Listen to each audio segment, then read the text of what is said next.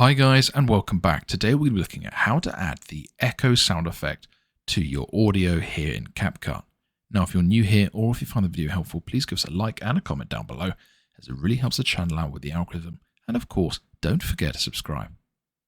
Okay, so the very first thing we want to do is find an audio clip. So we'll go to the very top left of our screen, click audio, and let's find something we can use. So for example, let's go for keyboard typing 7, for example. Drag and drop this into our timeline. You can see this is what it normally sounds like. Pretty standard. Now what we want to do is click on the audio clip itself, go to the right hand side, normally have basic, but click voice changer.